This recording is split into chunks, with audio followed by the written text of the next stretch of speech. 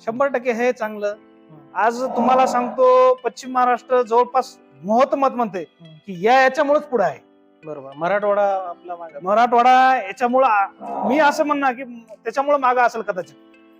ज्या दिवशीपासून मी दूध व्यवसाय समजा केला त्या दिवशीपासून आमच्या व्यवहारात, शेतीमध्ये, राहणीमानात, उत्पन्नात सगळ्या गोष्टीत फरक बसला. नाही सुरुवातीला तुम्हाला सांगतो 2 वर्षापासून अनुभव घ्यायला. हळूहळू वाढवी. हळूहळू एक टार्गेट ठेवायचं की आपल्याला 20 लिटर दूध टाकायचं, सकाळी 20 संध्याकाळी 20.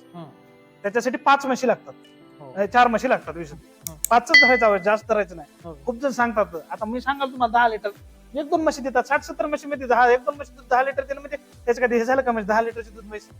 आज तुम्हाला सांगतो 60% रासायनिक खत बंद झाला. बरं. शेतातला 60% रासायनिक खत बंद झाला. आणि उत्पन्नाची जितकी निघायची काय त्याच्यापेक्षा वाढून निघाली. ज्यावेळेस 100% खत लागत होता त्यावेळेस तुम्हाला सांगतो जेवढी उत्पन्न निघायची त्याच्यापेक्षा वाढून निघाली. ते 60% कमी होणं आणि उत्पन्न वाढ बघा बरं तुम्ही. आणि दुसरी एक गोष्ट आहे की जे दुधाचे व्यवसाय पुरत खात नाही म्हणण्याचं कारण एकच आहे की ते गाभण म्हशी राहणार म्हणून विकायलेत म्हणूनच आहे. तेच अनेक लोकांना शंका असते की दूध व्यवसाय परवडणार आहे, ते काय कारण आहे? नाही तेच कारण आहे. तुम्हाला सांगतो आज 1.5 लाखाची म्हैस घेतली म्हणजे तेच शेतकरी समजा दूधवाल्या 50,000ला विकायला 1 लाख रुपयाचं दूध होत नाही. तिचं 60,000चं ते 70,000चा खर्च करून दूध होत आहे. मग आपण 1.5 लाखामधले आपण ते 60 आणि हे 50 1,10,000 रुपये व्हायले तर 40,000 रुपयांना रिवर्स म्हशीमध्ये. सालाच्या काठी 4 म्हशी विकते, 10 म्हशीवाला 4 म्हशी विकते.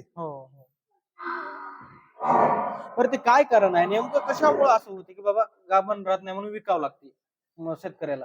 कसं झालेलं आहे, जे दूधवाले जे दूध काढते का त्याच लक्ष राहत नाही म्हशीवर, व्यवस्थापनावर.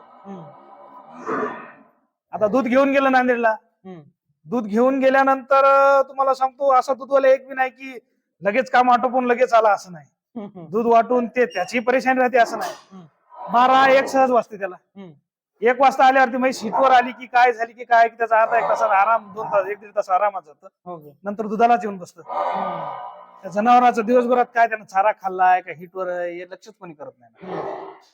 एकदा 2दा एकदा हिटवर येऊन गेली, 2दा येऊन गेली, 3ऱ्या वेळेस लावते ती गाभण राहत नाही. 4थ्या वेळेस तिचं दूध बंद होतं. बरं. तुम्ही काय करतात? म्हणजे लक्षपूर्वक त्यांना व्यवस्थित चारा देणं, खुराक देणं, सगळ्या गोष्टी. आपण या व्यवसायात घुसलं म्हणजे तुम्हाला सांगतो आपण आपल्या जशी लेकराची जशी काळजी घेतो का एवढी काळजी घ्या. जर सक्सेस व्हायला गेलं तर मग मला. मित्रांनो, आता या ठिकाणी त्यांनी एवढं व्यवस्थित सांगलेलं आहे की गाभण जायचा हा विषय आपल्या खूप आपण मुलाखती घेतल्यात, पण या मुलाखतीमधून आपण गाभण का जात नाही याबद्दल सविस्तर असं त्यांनी सांगितलेलं आहे. म्हणजे तुम्ही चारा व्यवस्थित ठेवा, खुराक व्यवस्थित ठेवा, सगळ्या गोष्टी नियोजित ठेवल्या, माज कधी येते त्या टाइमला भरणं, तर 100% म्हशी हे गाभण त्या ठिकाणी जातात. आता एखादं समजा 50 म्हशी सांभाळत असेल तर एखाद्या म्हशीचा तर कानुवंशिक असेल किंवा वेगळ्या फॉल्टमुळे ते जात नाही, तो विषय वेगळा समजा. बरं, आता या दूध व्यवसायामध्ये आपल्याला माझावर येण्याची काय लक्षणं ओळखीत आहेत? म्हणजे म्हशी काय आपल्याला संकेत देतात की बाबा माझावर येतात? पिरियड वगैरे टायमिंग असं काय असते का? नाही राहतं ना. म्हैसची डिलिव्हरी झाली तिथून 3 महिन्याला म्हैस कम्प्लीट हिटवर येणार. बरं. 85, 90, 100 दिवसामध्ये म्हैस हिटवर येणार. बरं. विल्यानंतर? हा, विल्यानंतर तिथून कम्प्लीट. बरं. हा, कोणती लवकर येते तर 85, 90 ते 100 दिवसामध्ये 100% येणार. कोणतीचा मुकामाज राहते, कोणती ओरडते. आता जी मुकामाज आहे ते दूधवाले बघच ना गेल्यावर काय करणार तुम्हाला? आलीच नाही म्हणते, आलीच नाही, डायरेक्ट मग कापाय देते माझ्यावरच येणार. तर आपल्याला ते मुकामाज कसं ओळखायचं? मुकामाज म्हैस पानावून राहते आणि येल गाळते ना. बरं. ज्यावेळेस आपण समजा जनावर चारा खाऊन हे करून समजा सकाळी 10 वाजता जर जनावर बसलं शांत चारा खाऊन रवंत करत बसले बरोबर ती माझं हे करते. दूध काढते बसले की पानावलेली जनावर दिसले की 100% त्याच्यावर लक्ष द्यायचं की म्हैस हिटवर हे आपल्याला समजतं. बरं. आणि लक्ष द्यायचं ना, आपण 3 महिने झाले म्हैस आता हिटवर येऊ शकते. हो. कधी त्याचा रेकॉर्ड आपण कधी विलेली आहे, तिथून आता 3 महिन्यात येणार आहे, या गोष्टी आपल्याला असं आहे ना. बरं. आता याच्यामध्ये तुम्ही लसीकरण वगैरे काय करता काय? लसीकरण खुरीची लसी 6 महिन्याला लस. बरं. त्याचे काय फायदे होतात तुम्हाला? खुरीचं कसं राहतं, आता एवढं मोठा आपला दूध व्यवसाय आहे, आपल्या एका टायमाला 200 लिटर दूध निघतं. तर खुरीची लस आहे तर ते लागत दुःख आहे. एकाला झालं की संसर्गजन्य, एका झालं की दुसऱ्याला, दुसऱ्याला झालं की तिसऱ्याला, म्हणजे एका रात्रात किती त्याचे पेशंट वाढतील हे काही सांगता येत नाही. बरं.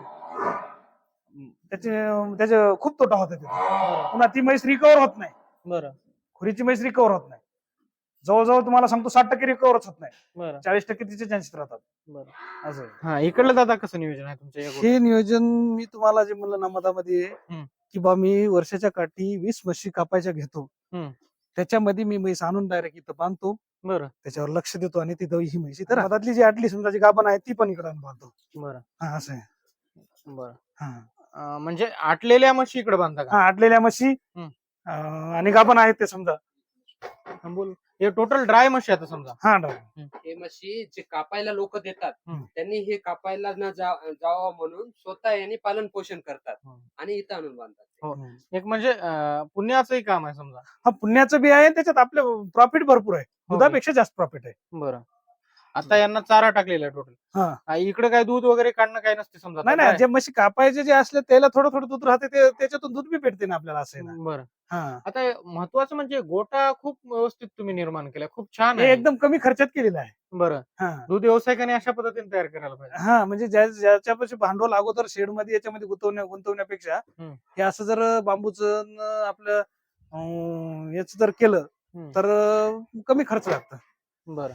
हा, शेड करायला याला म्हणलं तर त्याला भरपूर खर्च हे व्हायला लागला. बरं. आता याला खर्च किती आता आला तुम्हाला तयार करण्यासाठी आणि कसं तयार केलेलं आहे? आता बघा की आमची ती वरची फारी शेततळ्याची 22 मायक्रॉनची आहे आणि ती स्क्वेअर फुटून घेतलेली आहे, तिला किती 7-8 हजार रुपये लागलेले आहेत. आणि नंतर दुसरा एक खर्च जास्त एवढा काही खर्च आलेला नाही त्याला समजा. बरं. हा, आता या लांबी किती आहे, रुंदी किती आहे गोट्याची? ती असं 80 फूट आहे. 80 फूट आहे. हा. आणि जवळपास असं 25 फूट आहे का? हा, असं 25 फूट आहे. बरं. याला अंदाजित काही खर्च वगैरे सांगू शकता का, काय आलेला आहे?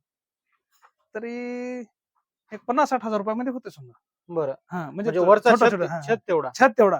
बरं. आता करायला गेल्यावर खर्च खूप होतोय, करेल तितका, पण हे कमी कमी मध्ये केलेलं आहे, कारण एवढं पाणी लागू नये, ऊन लागू नये, असं आहे. बरं. आता छोट्या व्यावसायिकांसाठी खूप चांगलं सांगलेलं आहे तुम्ही, म्हणजे अशा पद्धतीने. आता हे इंगल राहून या ठिकाणी तयार केलं, याच्यासाठी तुम्ही काय कापसाची पराठी वगैरे वापरली? हा, त्यावेळेस ते हे लॉकडाऊन होतं, त्याच्यामुळं जे तट्टे राहतात बांबूचे ते मिळालं नाही. जिकडे मिळाली तिकडे वापरलेले आहेत ना आपण. इथं मिळालं नाही, म्हणून मग कापसाच्या पराठ्याचे यूज केले, असं केलं. बरं. कापसाच्या पराठा टाकून तुम्ही तयार केले हम्म. सगळं. आणि तट्टी वापरण्यापेक्षा जर असं घरी शेताकडे जर आपले असतील तर त्यांनी कमी खर्चात होते अजून. हा, अजून कमी खर्चात पराठ्याचे म्हणजे असं. बरं. तर याला 5 वर्ष झालेत आता. 5 वर्षाचा आहे? हा, 5 वर्ष. बरोबर. खूप छान आहे. मग एका छोट्या व्यावसायिकांना अशा पद्धतीने तयार करा, पक्का शेड न तयार करता हे असा शेड तयार करायला पाहिजे. हा, बरं. आता इथं गायी वगैरे ठेवल्या तुम्ही? हा, हे घरी दूध खाण्यासाठी वगैरे? घरी दूध खाण्यासाठी. बरं. गावरान गाई आहेत. या दानवीमध्ये किती आता म्हशी एकूण? इथं 20 खता म्हशी. बरं. 20-22 असतील बघा. बरं. सगळं आता इकडे जे पत्रा वापरला तुम्ही सिमटीचा पूर्ण पत्रा आहे इकडल्या साईडला सुद्धा? बरं. अजून तुम्हाला कुठले कुठले आजार येतात या दूध व्यवसायामध्ये? खुरी एक आहे आणि सडाचा प्रॉब्लेम, दगडीचा चेहरा ते. बरं. मस्टाडीचा ते एक प्रॉब्लेम येतो. तर आता दादा दगडीचे प्रॉब्लेम झाला तर आपलं त्याला कसं कंट्रोल करायचं? त्याला काही नाही, मॅट वापरायची.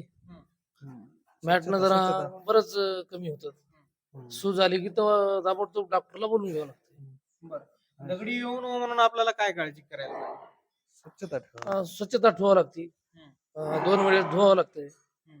त्याच्यानंतर थोडं फिनेल वगैरे मारलं ना येऊ शकत नाही.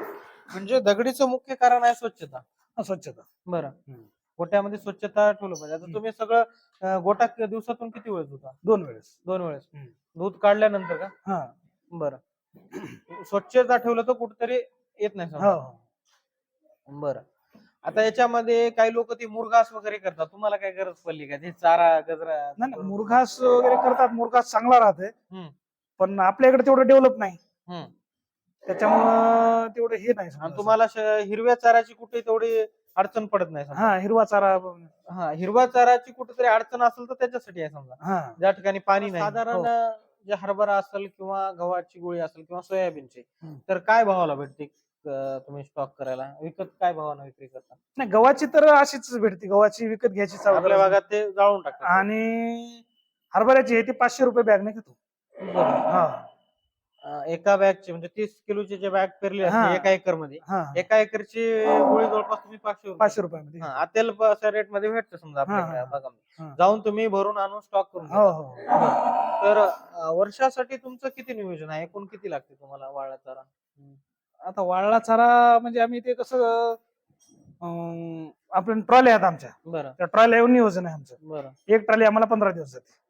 बरं. हा एक ट्रॉली 15 दिवस जाते ऊसा. हम्म. तर आम्ही वर्षाचे समजा 15 दोन्ही म्हणजे आता 12 महिन्याचे बघा की आता हा. 12 दोन्ही म्हणजे 24 ट्रॉली लागते आम्हाला. 24 ट्रॉली महिन्यात 24 ट्रॉली लागते. आम्ही 27 असे 28 ट्रॉली हे करतो, कारण भिजती खराब होती. हम्म. आणि कसं जनावर वाढवतंय कमी करते माणूस, हम्म. ते काय चारा खराब होत नाही. हम्म. वाळलेला असल्यामुळं पुढच्या वर्षी सुद्धा युज करता येतो. वाळला चाऱ्याशिवाय विशेष नाही, दुधाची क्वालिटी भेटत नाही. बरं.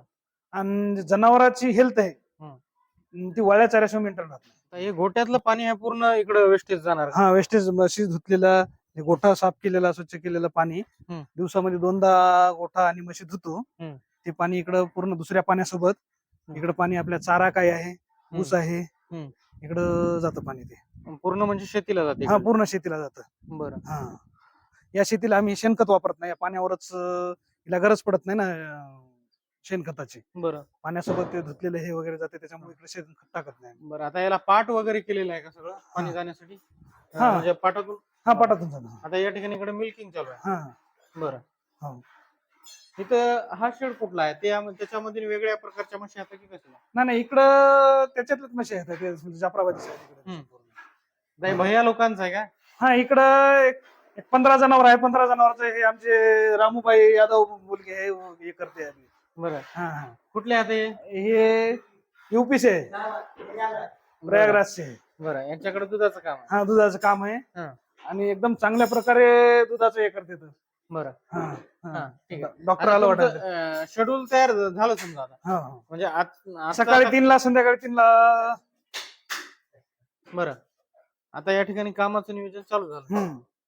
आता काही लोक दादा हरियाणामध्ये जातात म्हशी आणण्यासाठी, हरियाणामधून मुरा म्हशी वगैरे आणतात. तर तुम्हाला काय वाटतं, तिकडल्या म्हशी आपल्या वातावरणात सेट वगैरे होतात का? काही प्रॉब्लेम येते का तुम्हाला? थोडं लक्ष द्यावं लागतं. बरं. हा म्हणजे हरियाणाच्या म्हशी आहेत ते दुधाच्या 100% राहतात, पण ते आपल्या इकडे येऊन तेवढं आपल्याला लक्ष देणं होत नाही. त्याचं खूप लक्ष राहतंय त्याचं. बरं. हा साधारण आता आपल्या भागामधल्याच म्हशी तुम्ही घेऊन हा आपल्या भागामधले कसं आहे, आपल्यापेक्षा ते 10 वर्षांनी पुढे आहेत. बरं. हरियाणा जे आहे ना, पश्चिम महाराष्ट्रच आपल्यापेक्षा 10 वर्षांनी पुढे आहे. हो हो. 10 वर्षांनी तिकडलं जनावर जर ज्या दिवशीपासून वासरू झालं 2 वर्षामध्ये हिटवर येते. आपल्याकडे 4-4 वर्ष लागतात. तर त्याचे काय कारण आहे वाटतं तुम्हाला? नाही एवढंच आहे. आपल्या इकडे जनताचं औषध पाजू म्हणल्यावर याला काही झालंच नाही म्हणतात. ज्यावेळेस ते जनता त्याच्या पोटातून बाहेर पडू लागली त्यावेळेस चालतात, म्हणजे त्याच्या पोटामध्ये विकार 100% झालेला राहते. म्हणजे आजार जडल्यानंतर त्यांना औषध. हा असं आहे ते. कसं राहते, कुठल्याही प्रतिक्रिया पुढचे फिलिंग झाल्याशिवाय कुठलीच गोष्ट करत नाहीत मनानं. आणि त्याचं तसं नसतं, रेग्युलर हे राहते की बाबा 22 जन्माला तिथून एक 8 दिवसाला डोस द्यावाच लागतं. द्यावं ते तंदुरुस्त जरी असलं तरी देतात. आपल्या इकडे ज्यावेळेस ते पडलेला त्यावेळेस त्याला म्हणतात बाबा याला द्यावं लागते काहीतरी. असं राहत असतंय. म्हशीपासून हे म्हशी दुग्ध व्यवसायामध्ये असं आहे सांगायचं म्हणजे, जे पैसे आहेत ते रोडवर पडलेले आहेत, फक्त डोकं लावायचं आणि पैसे उचलायचं काम आहे. तुम्हाला सांगतो कशाचा फायदा होत नाही. तुम्हाला सांगतो याचं लघवी कामाला येते, शेण कामाला येते, याचं वासरू कामाला येते, प्रत्येक गोष्ट दूध कामा सगळ्या गोष्टी येतात. तुम्हाला सांगतो याच्यात काय जाणार आहे. तर या दूध व्यवसायामध्ये वासरू काही लोक ठेवत नाही, समजा काही दिवसानंतर लगेच विकून टाकतात. आपण वासरू मोठं केलं पाहिजे का दूध व्यवसायासाठी? नाही वासरू ती एक वस्तू अशी ठेवली तरी फायद्याची आणि विकली तरी फायद्याची. बरं. ज्याचं मॅनपॉवर असं ज्याला लक्ष देणं होत असेल त्यांनी ठेवलं तरी हरकत नाही ना, कारण तीच म्हैस आपल्याला 1.5 लाख रुपयाला घ्यावं लागते ना. हो गे. आपल्याच गोट्यामध्ये कुठेतरी दूध व्यवसाय अजून वाढवायचा असेल तर आपल्याच गोट्यातल्या चांगली गोष्ट आहे. शक्यतो वासरासाठी मुक्त गोठा करायला पाहिजे. बरं. वासरा तुमचा तिकडे बाजूला केला? हा बाजूला केलेला आहे. वासरायचं कसं राहतंय, त्याचं तेवढं दिवसभरामध्ये जेवढं सर्क्युलेशन चालण्याचं झालं तेवढं त्याला त्याच्या तब्येतीसाठी चांगलं. बरं. म्हशीमध्ये मुक्त गोठा शक्य आहे काय, करता येते का? म्हशीमध्ये मुक्त गोठा जेवढा गायीसाठी सक्सेस आहे तेवढा म्हशीसाठी नाही. आणि जाफराबादीसाठी शक्यतो नाही. जाफराबादचं एकूण एकाला मारण्याचं याचं त्याचं प्रमाण याच्यात जास्त राहतंय. शिंगा अडकणं हे ते. हम्म. मुरा म्हैस शांत राहते. म्हणजे थोडक्यात एक चांगली गोष्ट आहे की जाफराबादी जे म्हैस आहे थोडं अग्रेसिव्ह आहे, हा थोडं रागिष्ट म्हैस आहे. हा त्या तुलनेत मुरा म्हैस नाही समजा. नाही ना, मुरा म्हैस नाही. हा. आणि मुक्त गोटा करायचा असलं तर मुरा म्हशी आपल्याला घ्यायला काय पाहिजे. काही घोर नाही, मुरा म्हशीला काहीच घोर नाही. जाफराबादला थोडं पाहिजे होतं. तरी दादा आता काही लोक एचएफ गाई अशा गाई पालन करतात. आता तुम्हाला काय वाटते गाई पालन करण्यापेक्षा म्हशी कशा फायदेशीर आहेत? म्हशी केल्या पाहिजे गाय केल्या पाहिजे हे संभ्रम आहे लोकांना. नाही कसं राहते, गाईचं थोडं म्हणजे किचकट, म्हणजे त्याला जरास लक्ष ठेवावं लागतं. आणि म्हशीला कसं आहे, थोडं एखादा दिवस मागोमारी झालं तर म्हैस समजा दगावू शकत नाही. गाईला तसं काही जमतच नाही. त्याच्यामध्ये गायला मी पण गाई केल्या होत्या, हम्म. पण थोडं असे हलगर्जी झाली की 2 गाय दगावल्या. एचएफ गाय होता का? एचएफ गाय होत्या, बरं. 2 गाय दगावल्या. हम्म. म्हणजे त्याचं ते मेंटेनन्स होईना गेलं का. त्याला ताप आली म्हणजे तुम्हाला सांगतो ताबडतोब 2 तासामध्ये बघावंच लागलं. अरे बाबा. हा, नाही तर त्याला दगडीचा प्रॉब्लेम हम्म. हे असं होऊ लागलं. गाईला मुक्त गोटा सुद्धा केलता. बरं. हा, म्हणजे सांगण्यापेक्षा तुम्ही अनुभव सुद्धा घेतला. अनुभव घेतलेला आहे. हम्म. आणि म्हशीचं कसं राहते, बिमार जरी पडली हम्म. थोडं 19 रिकवर व्हायला वेळ लागेल, पण मरत नाही. हम्म. म्हशीला तुम्ही 1 दिवस दाखवणार जरी गेल्या हा. तर मरत नाही. बरं. गाईला 1 दिवस दाखवणार गेल्यावर तिचा आजार वाढत नाही, कमी होत नाही, जागेवर बी राहत नाही. हा. त्याला जास्त नियोजन सगळ्या गोष्टी नियोजन भरपूर करावं लागतं. आणि एक वेळेस जर समजा जरी दगावली नाही पण एक आजार आला तर त्याला खूप खर्चिक आहे समजा. हो, खूप महिन्याचं उत्पन्न हो, तुमचं हो, जाऊन हो. जाते. त्याच्यापेक्षा हा. म्हशी फायदेशीर हा. आहे. हम्म. आणि ज्याला जमलं गायला त्याच्या एवढं मग त्याला तर जमलं समजा, असं विषयच नाही. बरं. ते तर फायद्यातच राहते, कारण 8-8, 7-7 महिन्यापर्यंत गाय दूध देतात ना. बरं. नाही, समजा सुरुवातीला 7 लिटर दूध देत असेल तर जेव्हा तिचं दूध संपते त्या लेवलला किती दूध होते, म्हणजे कमी किती झाले राहते तिचं दूध? नाही, ती काय करते, लास्टचे जे 1 महिना आहे समजा, तुम्हाला सांगतो 6 महिने दूध देते म्हणाल ना, 6-6.5 महिने, पण ती 7 महिने बी देते. लास्टचा 1-1.5 महिना आहे ती एकच टाइम दूध देते. असं का? हा. एका टाइमला आता किती दूध येते मला? नाही ना, तिनं समजा इली तेव्हा 7 देत असेल तर ती एका टायमाला 5च देतीस. अखेरचे 1-1.5 महिना आहे ना, दोन्ही टाइम मधून 5 लिटर. हा, दोन्ही टाइम मिळून अखेरच्या 1-1.5 महिन्यात मला सांगतो 5-6 लिटर दूध भेटते. बरोबर. हा. आणि त्याच्यानंतर आपल्याला जर चांगलं तिचं पुढच्या एकाला जर दूध घ्यायचं असलं तर आपल्याला तिचं दूध स्टॉप करावंच लागतं. बरं. आता म्हशी गायीमध्ये थोडं ते दूध बंद करायसाठी आटवीनं वगैरे प्रोसेस आहे. हो. वाळा चारा देऊन थोडं तर म्हशीमध्ये आटवावं लागते की नाही तुम्हाला? नाही, म्हशी पोटातला गर्भ भरपूर वाढ झाली की आपोआप म्हशीचं दूध कमी होतं. तसं काय विषय करावा लागला? तशी गरजच पडत नाही. बरं. कुठं तर 100 म्हशीमध्ये एखादी म्हैस जुन्या याच्यातली समजा असलं तर ती बाबा एका खरट लागल्याशिवाय सोडत नाही, 8-8 महिन्यापर्यंत. पण असं येतच नाही, ते प्रॉब्लेमच येत नाही. बरं. कारण गाईला 9 महिन्याचा पिरियड राहते, हिला 10 महिन्याचा राहते. बरं. तर दादा आता एकूण तुमचं दुधाचं संकलन किती आहे? दोन्ही टाइमला मिळून किती दूध आहे तुमचं? सकाळी 200 लिटर, संध्याकाळी 200 लिटर. 400 लिटर दूध आहे. 400 लिटर म्हणजे 400च्या मधात येऊ देत नाही ना. हम्म. 5-10 लिटर समजा, आता 210 तरी होते, नाहीतर 195 तरी होते. ऍव्हरेज जर काढलं तर 200 लिटर दूध आहे तुम्हाला. बरं. आणि हे दूध वर्षभर तुम्हाला कॉन्स्टंट राहते की कधी कमी जास्त होते, म्हणजे जास्त कमी येते का? नाही, ज्यावेळेस मे महिना, जून महिना याच्यामध्ये 10-20 लिटरचा फरक बसतो. उन्हाळ्यामध्ये कशामुळे दूध कमी होते ते? उन्हाळ्यामध्ये कसं राहते, जास्त जनावरांचं जे डिलिव्हरीचा पिरियड आहे ते दिवाळीचा आहे, आपला दसरा, दिवाळी या टायमाचा राहते. त्या म्हशी समजा गाभण राहण्याचा हे होण्याचा कार्यक्रम ते मे जून मध्ये येते. आणि या उन्हामुळं याच्यामुळे बी दूध कमी होते, गरमीमुळे, टेम्परेचरमुळे. याच्यामुळे हे दोन्हीच आहे, असे उन्हाचा आणि टेम्परेचरचा. आणि ह्या म्हशी आज एवढ्या म्हशी जनलेल्या आहेत समजा, त्या पिरियडला ह्या कमी होतात ना आजच्या. बरोबर. तर दादा ते दुधाची तुम्ही कुठं विक्री करता आणि काय भाव भेटतो तुम्हाला दुधाला? नाही, दुधाची इथे छत्रपती चौकामध्ये बरं. कन्हैया दूध भांडार म्हणून आपली डेअरी आहे. बरं. म्हणजे ठोक मध्ये दूध फॅट वर घेते की ठोक बांधून, म्हणजे ते रोज चेक करून घेतात. हा. रेट आमचा बांधलेलाच आहे 60 रुपये, पण रोज दूध चेक करून म्हणजे पाणी वगैरे त्याला शाश्वती येण्यासाठी. आता तर तुम्हाला 10 दिवसाला किती येते बिल, किती दुधाचं बिल किती येते बघा की, आता आपलं 200 लिटर दूध जातं बघा. एका टायमाला 200 जातात. 400 लिटर दिवसाचं 400 लिटर जातं. बरं. 10 दिवसाचं जर धरलं तर 4000 लिटर दूध वाले तुमचं. हो, 4000 लिटर दूध, तर त्याला 60 रुपये भाव आहे. हो. करा कॅल्क्युलेशन. तर तुमचं 2,40,000 दूध आले 10 दिवसाचं फक्त. तर त्याच्यामध्ये तुम्हाला खर्च किती जाते, खुराकाचा सगळ्या गोष्ट मिळून अंदाजित तुम्हाला 10 दिवसाला बिल किती येते, निव्वळ उत्पन्न? लाख सव्वा लाख रुपये तर कुठे गेले नाही. म्हणजे अर्ध म्हणजे आता कसं राहतंय, काही जण बसून धंदा करतात घरी, हम्म. ते म्हणतात माणसाचा कडा, तुमचा कडा, हे कडा ते कडा. त्याच्यासाठी मी सांगायलो की बाबा 50% खर्च जरी धरला तर 50% होतो. तुमचं तसं हा. तुम्ही आता दोघंही बंधू इथं दूध काढण्याचं हो, कामं स्वतः करत स्वतः असल्यामुळं, हो. म्हणजे 60% उत्पन्न असेल तुमचं, पण तुम्ही 50% धरा. 50%. म्हणजे अजून आपण जरी काटछाट जरी धरल्या तरी 1 लाख रुपये तुमचं 10 दिवसाला उत्पन्न. 2,40,000चं दूध झालं तरी 50 पेक्षा जास्त जरी धरल्या हा. तरी एक महिन्याला 3 लाख रुपयाचं उत्पन्न तुम्हाला होतं. हो हो बरं, आता या ठिकाणी तुम्ही शेणखत स्टॉक केल्या. हो. बरं, हे किती दिवसाचं शेणखत आहे टोटल? हे एक वर्षाला काढतो आम्ही एका वर्षाला. बरं, हा. आता हे किती ट्रॉली असेल अंदाजे? हे तरी 125 ट्रॅक्टर आहे.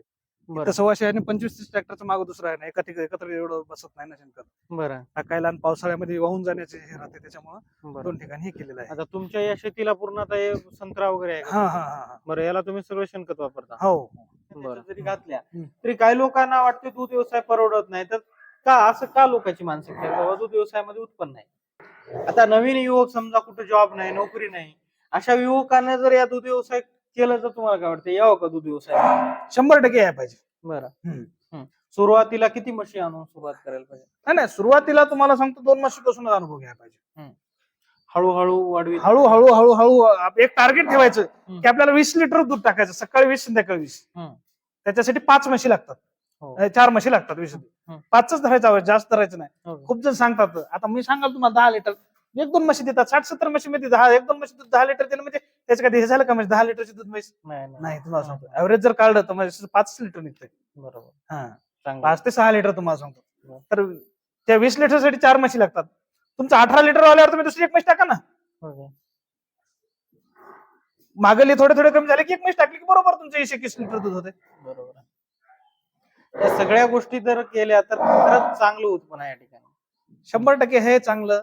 हम्म. आज तुम्हाला सांगतो पश्चिम महाराष्ट्र जवळपास मत म्हणते की याच्यामुळेच पुढे आहे. बरोबर, मराठवाडा आपला मागे. मराठवाडा याच्यामुळं, मी असं म्हणणार की त्याच्यामुळे मागं असेल कदाचित. ज्या दिवशीपासून मी दूध व्यवसाय समजा केला त्या दिवशीपासून आमच्या व्यवहारात, शेतीमध्ये, राहणीमानात, उत्पन्नात सगळ्या गोष्टीत फरक बसला.